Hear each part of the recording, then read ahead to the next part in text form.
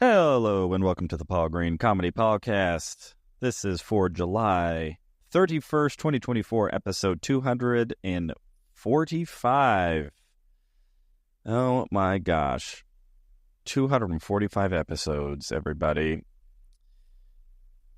Stand-up comedian, actor, and improviser Paul Green coming to you with a podcast by a dreamer for all you dreamers out there.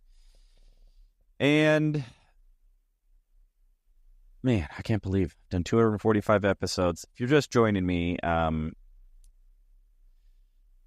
I made a goal 245 days ago that I wanted to share a podcast, and I wanted to do it daily for a minimum of 365 days in a row.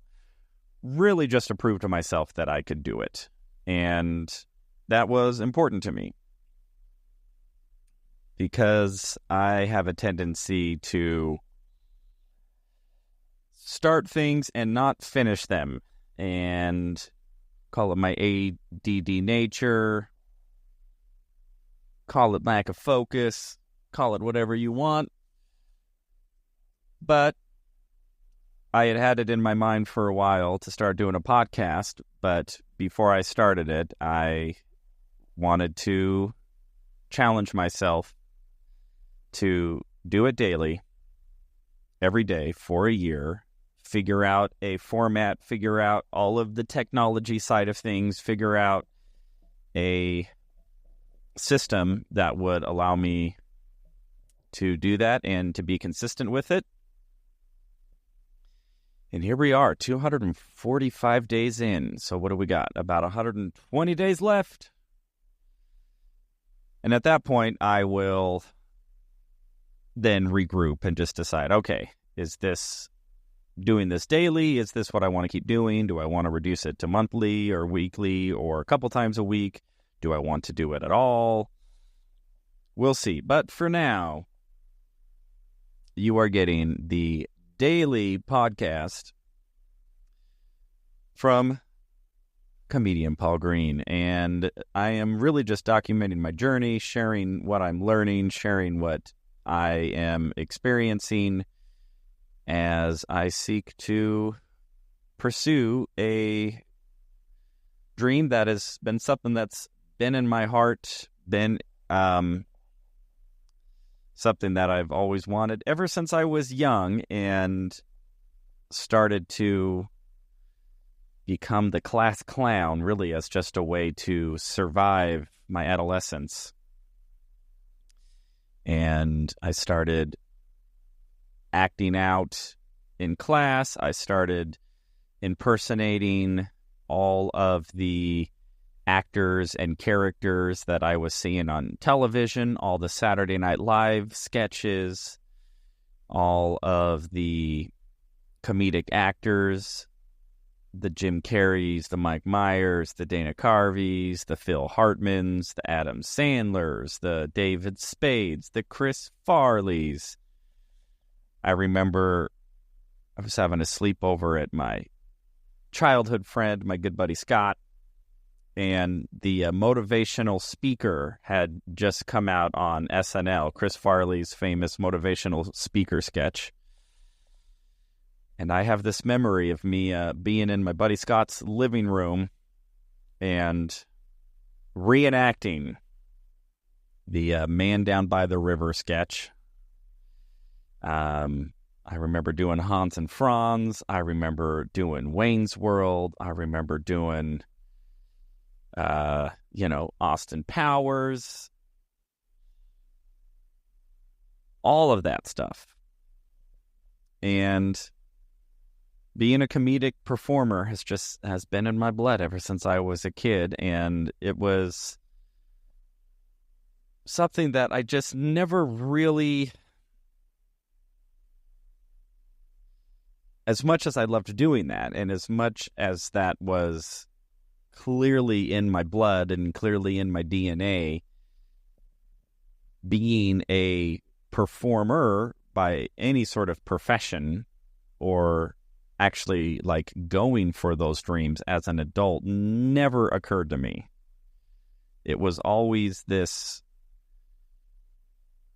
it was an impossibility. It was, some people get their dreams, but most people don't. And I'm just in the camp of people who don't, and that's just sort of my fate. And I don't know why I felt that way. I don't know where that came from. I just know that was my psyche for most of my life. And it wasn't until I was in my mid-30s that I had a few significant events occur in my life and a few mentors that came into my life that really altered my thinking and my belief in myself. And I finally started to actually go for it.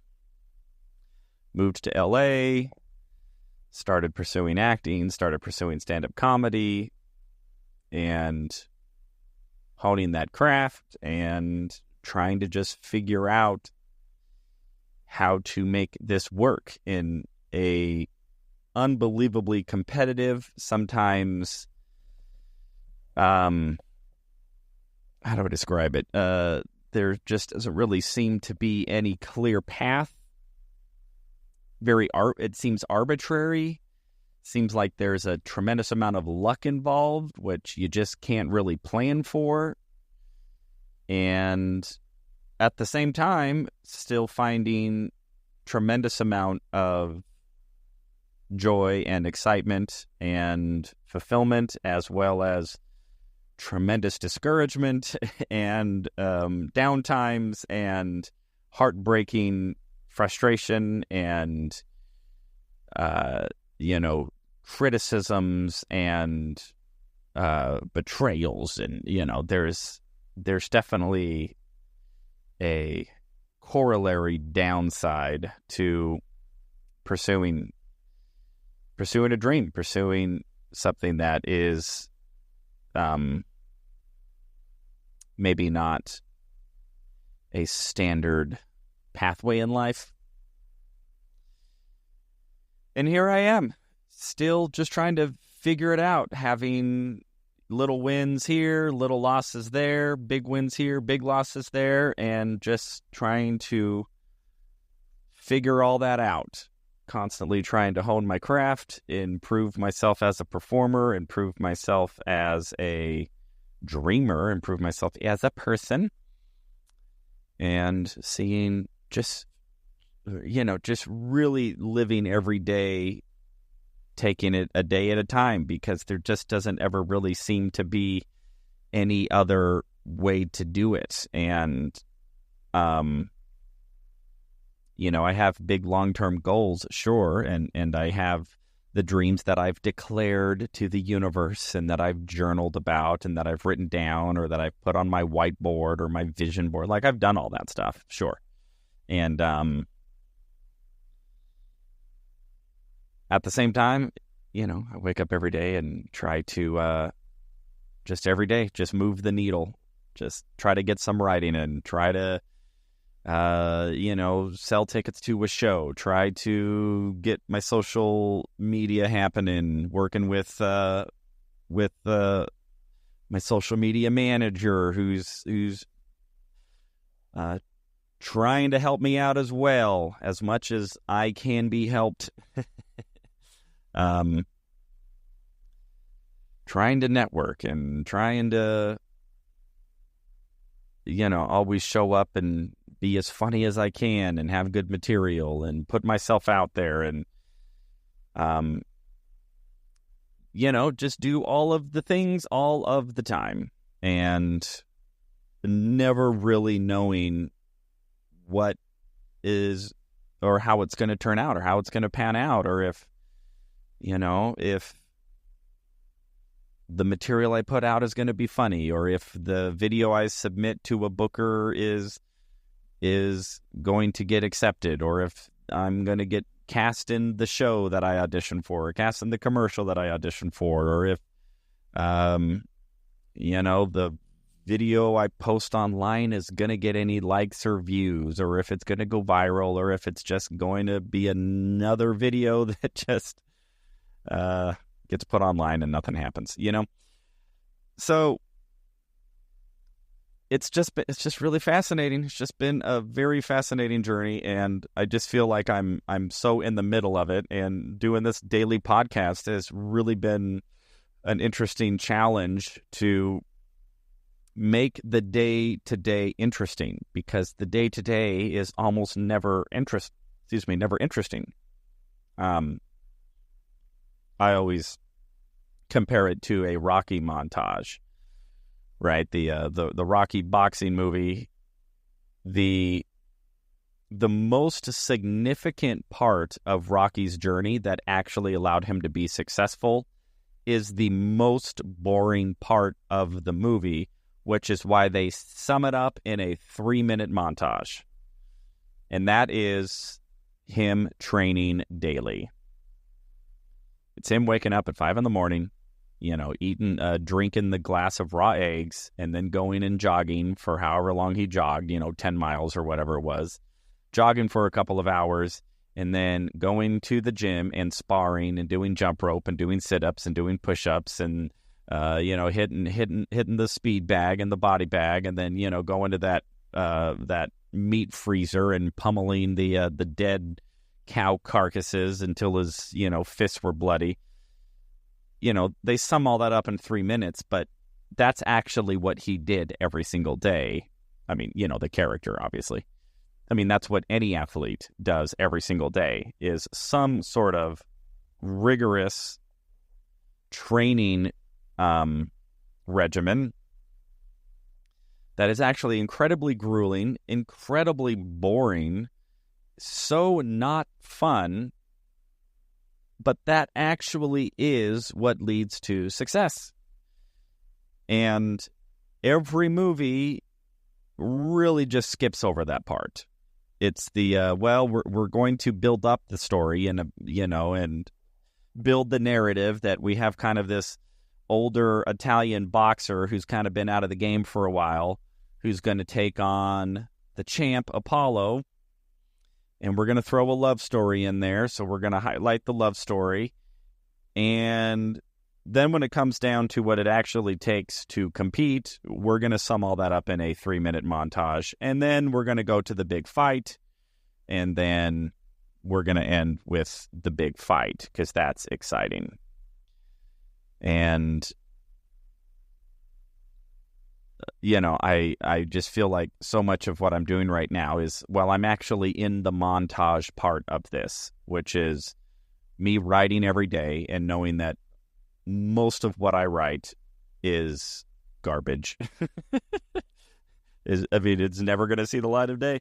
I have written so many pages of comedy material this year that either I just have never said on stage because I just don't want to, or I have said it on stage and it's just not funny or funny enough. And then I just go, I'm not really feeling that. And then it's just back to the writing and the writing and the writing and the writing, and then the open mics and the open mics and the open mics. Now, the flip side of that is I have mined a decent 20 minutes of new material that I really like and that has been going well, and that I've been, any opportunity I have to headline, I've been doing that material. Earlier this month, I had an opportunity, earlier last month, because now it's August, but at the beginning of July, I had an opportunity to do that material and get it professionally filmed. And I just today submitted that recording to the Dry Bar up in Utah. And I have been trying to get a Dry Bar special for about 5 years. And nothing I have submitted to Dry Bar has ever gotten a response.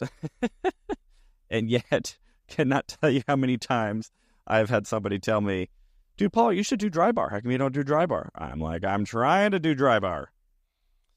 So I hope that the latest video that I just submitted will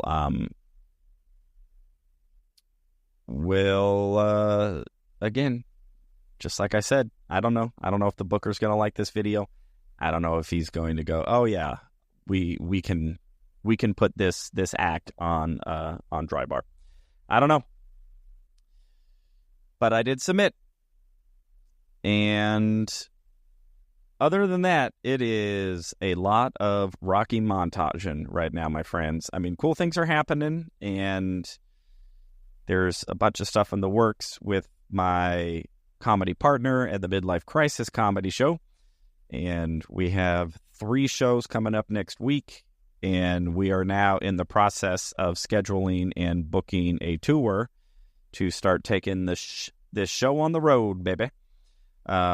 Which is a huge undertaking, and we're just really excited just to see what we can do, see what venues we can book, and how many butts we can put in seats. Which is the name of the game as a comedian, especially as a comedian / producer.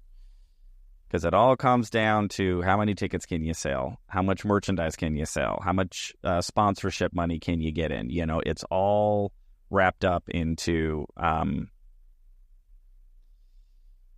trying to find a way to be financially successful as a comedy producer. So that is the update for today, everybody. Now, another thing that I have been doing just for kicks and giggles is I have been listening to the book called The 48 Laws of Power, which I started listening to that book under a very different presupposition of what the book was actually about.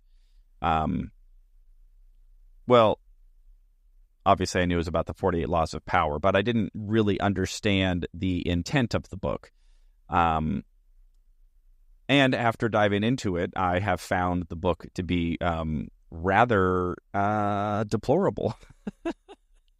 And it really does approach power in its most base, and to me, its most inhumane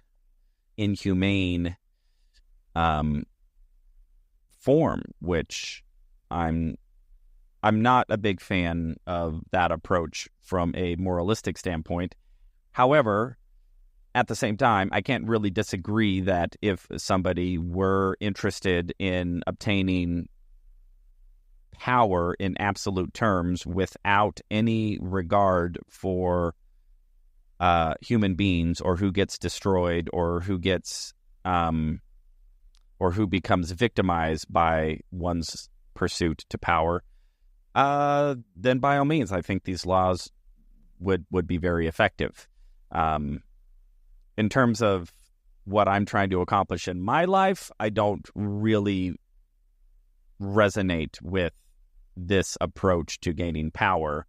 But who knows? Maybe all that means is I will not gain as much power in my lifetime because I am unwilling to exercise these laws in the manner in which they are being presented as a law or as a means to an end. So I have just been going through each law one by one and sharing my thoughts on them. So today's law is use or play on people's need to believe to create a cult-like following. I got to tell you, there is a whole hell of a lot wrapped up into that law of power. And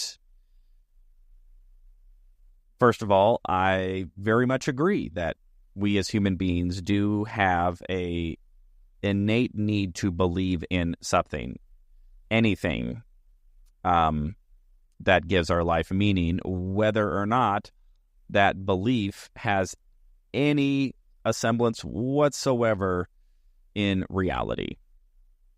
I mean, it's almost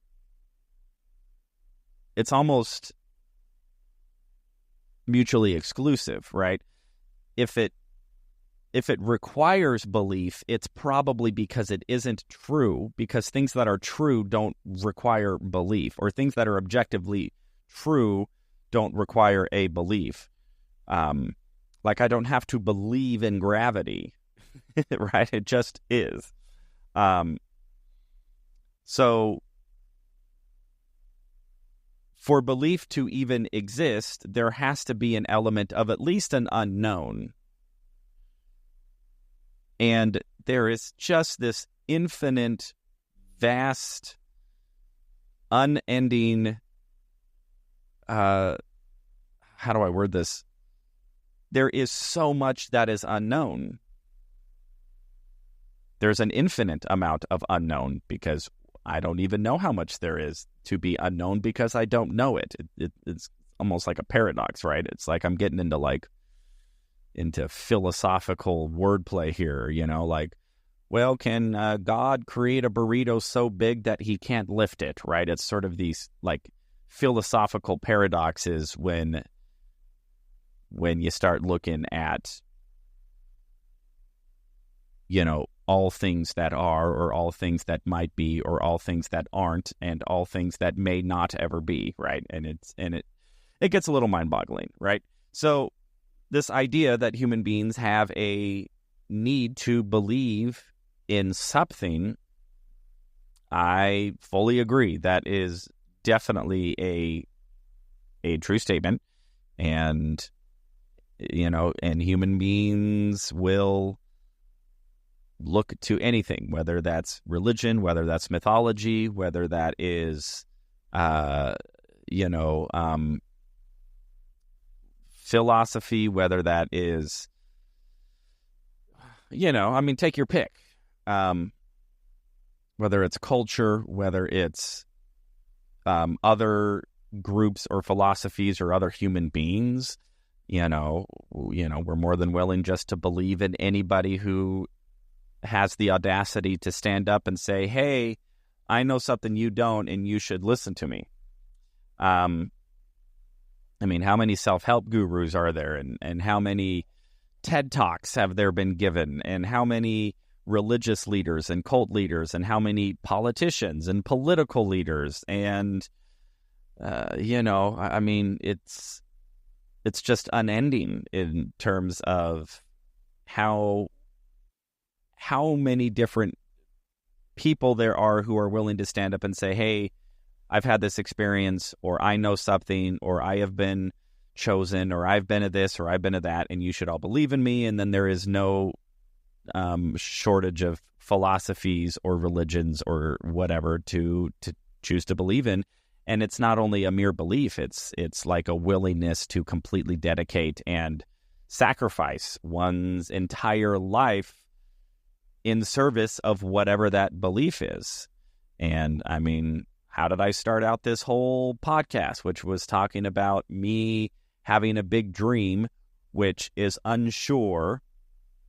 It's not a fact yet. And I have now dedicated a significant portion of my life and sacrificed a significant portion of my life to a belief that I will obtain a certain outcome from this course of action, when there actually is no guarantee. It's all based on a belief. And so, now again, this book is very cynical, and it's saying, well, prey on that, turn this need that people have to believe in something higher than themselves and use that against them to create literally like a cult-like following. And I don't know if I can dispute that is how do I say this? Like, I am seeking an element of fame and an element of fortune, which means there will be people who are willing to, buy money or spend money to buy a ticket to see me. There's a little bit of a sense of cult-like worship in that, like, oh, I want to go see this guy. I am going to sacrifice my time and my money to go watch a show with him, or watch his show because I believe that there will be an outcome in me doing that. And in this case, the outcome will be, hopefully, will be laughter and emotional connection and, feeling good and feeling lighter about life, or, whatever it is that people get out of coming to a comedy show, right? So, I can't really say that I'm not actually in that game. Now, I would like to think that I am not vindictive or malevolent in my desire. It's like, I want to improve people's lives. I want people to have a good experience. I want them to feel loved. I want them to feel joy. I want them to feel all of these things. Sure. And I don't want to take anything from anybody that they aren't more than willing to give. And I have no interest in manipulating anybody or deceiving anybody that if you come to the Paul Green Comedy Show, that I will also then promise you salvation in a afterlife. You know what I mean? Like, I ain't promising you anything other than if you come to the show, I'm going to do my damnedest to bring laughter and levity and lightness into your life. And if you are interested in anything more than that, if you're interested in answers to all of life's perplexing problems or a promise of a cushy afterlife, there are plenty of other cults and religions and philosophies and self-help gurus who have all kinds of promises in those arenas. I don't believe any of them, but I probably shouldn't say that. I'm sure I believe in something, but in terms of the 48 laws of power and the law to prey on people's need to believe as a way to generate a cult-like following, not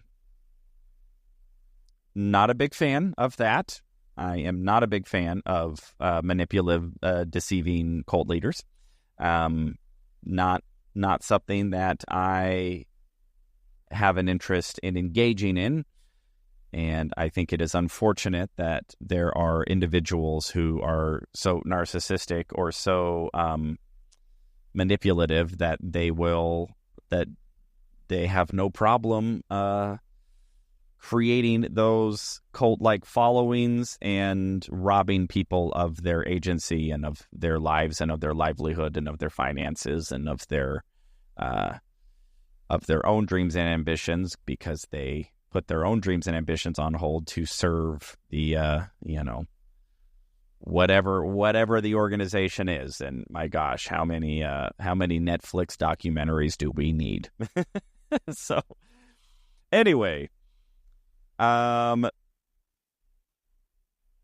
so not a fan of manipulating people and using people's innate desire to believe in something. And I am not a fan of using that innate human desire malevolently or selfishly or with ill intent. But I'm also fully aware that it happens all the time. It's happening right now. And that is unfortunate to me. So all that being said, I definitely want to have an influence on a large group of people, but I want that influence to be one where I am very transparent on what it is that I am offering, which is laughter and levity and vulnerability and connection. And hopefully what people will get from my little cult, from the Paul Green Comedy Cult, is genuine laughter and levity, and maybe if something is feeling heavy in life, maybe they'll be able to walk away from a show and feel a little bit lighter about it and feel like they can move forward and just find a little happiness in this life, because things can certainly get dark, and I am fully aware of that. So everybody, that is the podcast for today. This is for July 31st, 2024, episode 245 of the Paul Green Comedy PaulCast. I love you all so much. I hope your dreams are coming true. You're out there pursuing them, finding joy and fulfillment in the journey. And I love you all so much. I will talk to you tomorrow.